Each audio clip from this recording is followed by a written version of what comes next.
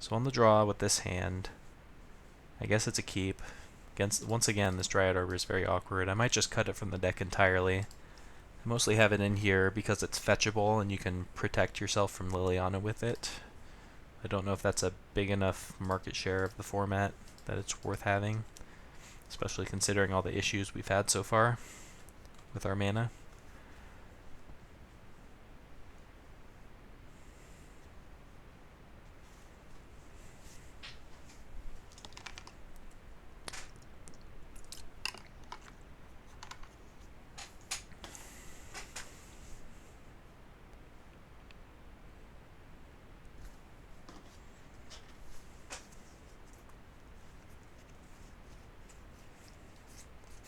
Pathing me now.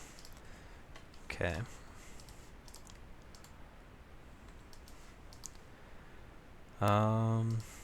Is it worth it to play the Dryad Arbor out? Doesn't seem like it. I mean blue. Might just play Ravine instead. Yeah, because I can actually attack with it next turn, depending on what happens.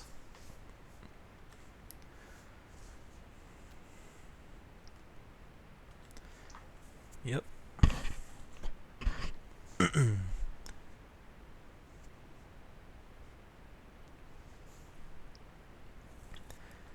Doesn't shock himself.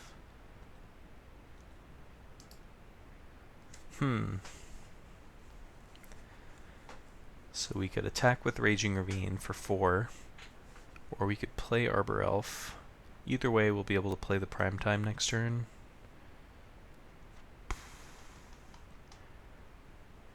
Probably better to just get in some damage. The Arbor Elf isn't actually accelerating us right now.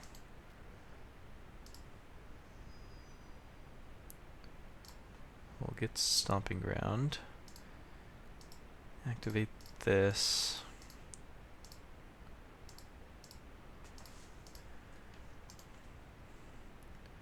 And we'll chip in.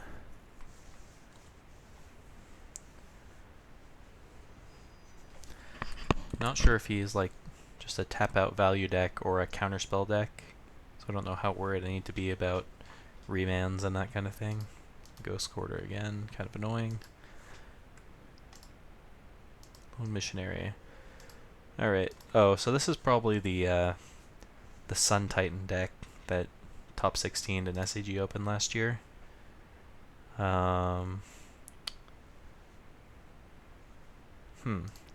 Debating whether to play the Misty or the Kesig run. Normally Kesig run would be the easy choice, but he has that Ghost Quarter, so maybe we want to hide it from him. Maybe entice him to use it on something else like the Forest.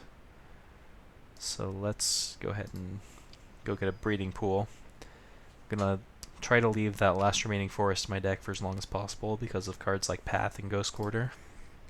And our life total doesn't seem to matter too much.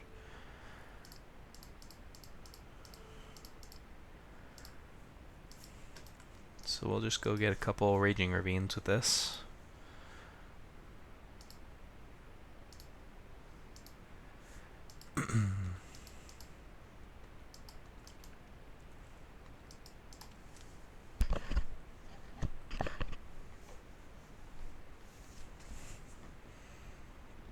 It's going to be a bit of a grind fest, it seems. Especially if he's got a plethora of removal and some number of Sun Titans coming. Is this like Kitchen Finks? So Detention Sphere. Alright. Maybe I do want Hornet Queen after all.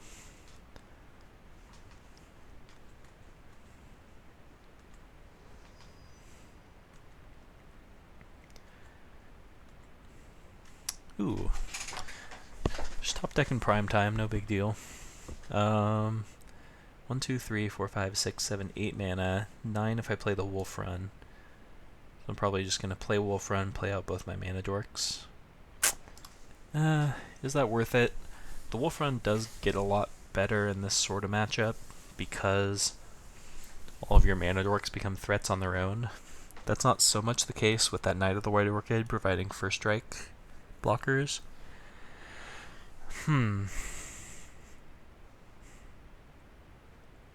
Could also just play Dryad Arbor to offer the trade with Lone Missionary.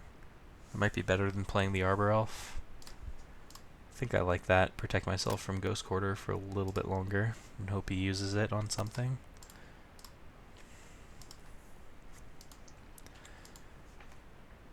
Use the ability, yes. Let's get Raging Ravine, and I could get a fetch land or a breeding pool. I'll get the breeding pool. Our life total might matter this game. We'll play Voyaging Satyr and Dryad Arbor.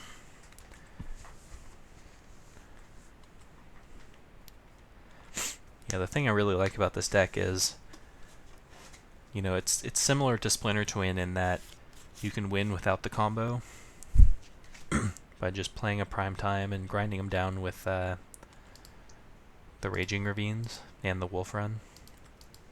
Cortazar. Yeah, this is definitely a Sun Titan deck.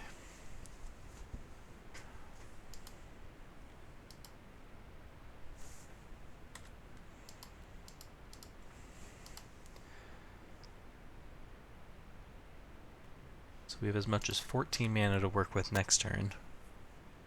Field Mist Border Post, okay.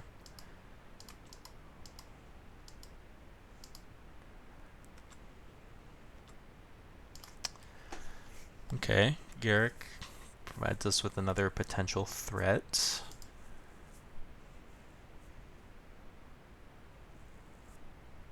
So here's where it gets interesting. Because Garruk's ultimate might actually come into play this game.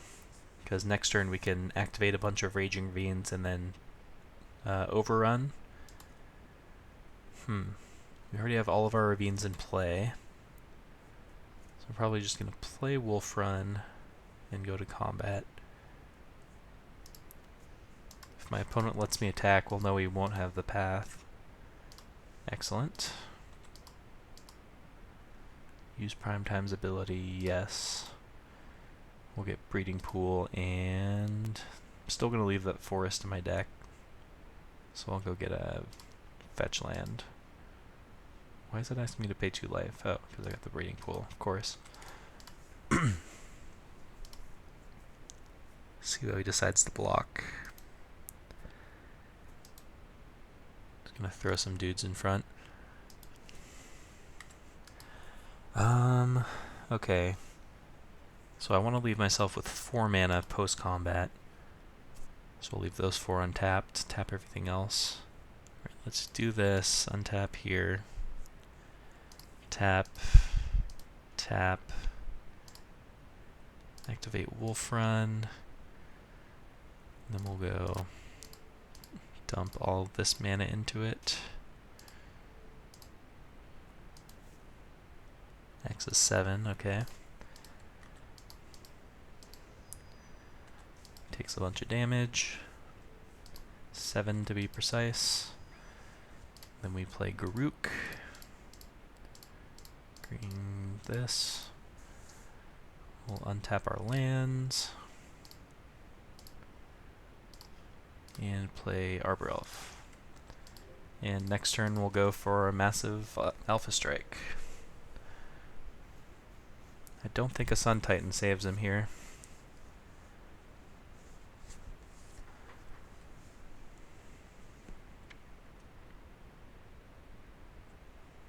Might have wanted to block with Lone Missionary there, just so he could gain some life off the Sun Titan.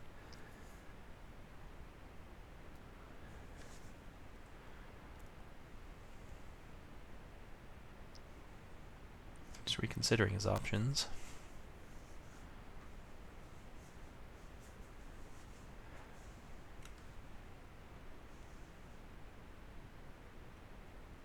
Might be just pathing here.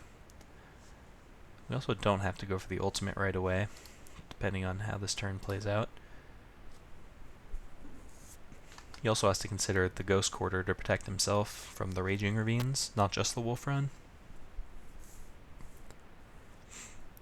But yeah, he's got a lot on his plate for sure. I guess he could Sun Titan, get a Knight, and still have Path up, so that's pretty good. He gets Wall of Omens, so I guess he does not have that line available to him anymore. 7,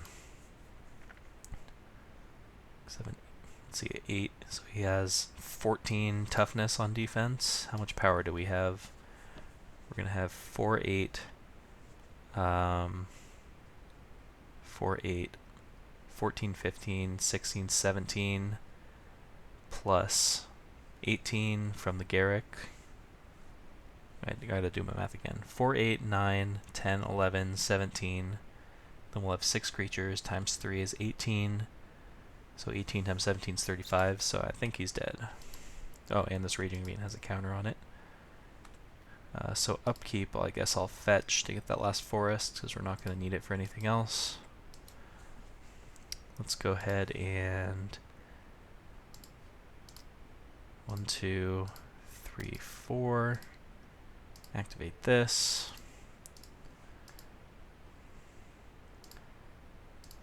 Activate this. Activate Garruk. And smash.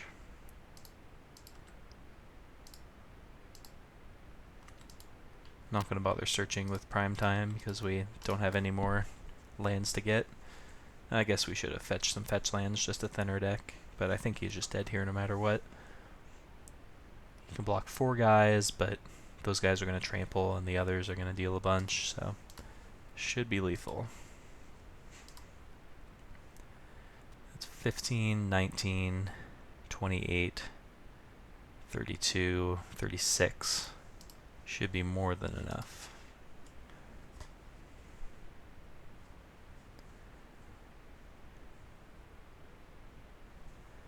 So he takes 4, 8, plus 5 trample here. That's already enough by its own. So yeah. Like I said, this deck does pretty well against the slower decks of the format. We lost 2 close ones, 2 close matches to the faster combo-y decks of the format, but let's go ahead and try one more and see if we can squeak out a 50-50 win percentage on the day.